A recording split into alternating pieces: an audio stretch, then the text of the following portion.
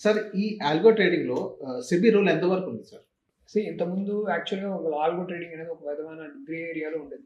అంటే నో అని చెప్పలేదు, ఎస్ అని చెప్పలేదు. ఓకే.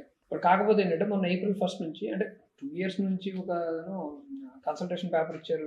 అభిప్రాయాలు తీసుకున్నారు బ్రోకర్స్ దగ్గర, మన ట్రేడర్స్ దగ్గర అందరి దగ్గర. అందుకని దాన్ని ఒక రెగ్యులేషన్‌ని తీసుకొచ్చారన్నమాట. ఎందుకంటే చాలామంది ఆల్మోస్ట్ 100% వస్తది. ఇంత పర్సెంటేజ్ వస్తుంది క్లెయిమ్ చేస్తున్నారు ఇష్టం వచ్చినట్టు. సో అది కరెక్ట్ కాదు.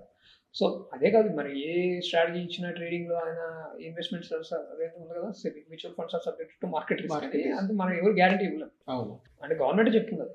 సో ఆ రెగ్యులేషన్ అనేది తీసుకురావాలి, ఎవరును క్లెయిమ్స్ చేసుకోకూడదు గ్యారంటీడ్ రిటర్న్స్ అని. అందుకని ఆల్గోలో కూడా ఇలా క్లెయిమ్స్ చేసి యాడ్స్ రన్ చేయడం చాలా చేశారు. సో దీన్ని రెగ్యులేట్ చేద్దామని చెప్పి గత 2 ఏళ్లుగా ఒక కన్సల్టేషన్ పేపర్స్ మల్టిపుల్ టైమ్స్ ఇచ్చి దాని నుంచి తీసుకుని ఇన్పుట్స్ తీసుకుని మొన్న ఏప్రిల్ 1 నుంచి రీసెంట్‌గా 2026 ఏప్రిల్ 1 నుంచి కొన్ని రెగ్యులేటరీ అనేది అప్లై అయింది.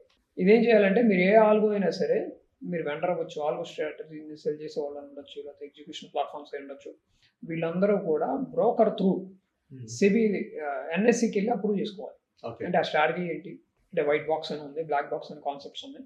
అది దాని గురించి తర్వాత మాట్లాడుతాం. వాట్ ఎవర్ ఆ స్ట్రాటజీస్ తీసుకెళ్ళి త్రూ బ్రోకర్ మీరు వెళ్ళి అప్రూవల్ తెచ్చుకోవాలి. ఎక్కడ ఎక్స్చేంజ్ దగ్గర, ఎన్ఎస్సి దగ్గర. సో అప్పుడు ఏమవుతుందంటే దానికి ఒక యూనిక్ ఆల్గో ఐడి అనేది ఇస్తారు ఒక్కొక్క స్ట్రాటజీకి. అప్పుడు ఏమైందంటే మీకు ఎవరికైతే పంచ్ అయిందో ఆటోమేటిక్గా యూనిక్ ఆల్గో ఐడి వెళ్ళింది. అంటే ఈ ఆల్గో ఎక్కడి నుంచి వచ్చింది, అది ఎన్ఎస్సిలోనే అప్డేట్ అవుతుంది. సో అప్పుడు మీరు ఆల్గోని ఐడెంటిఫై చేయడం ఈజీ అవుతుంది. అలాగే త్రూ బ్రోకర్ ద్వారానే జరగాలి కాబట్టి బ్రోకర్ని ఎక్కువ రెస్పాన్సిబుల్ చేయాలని వాళ్ళ ఉద్దేశం.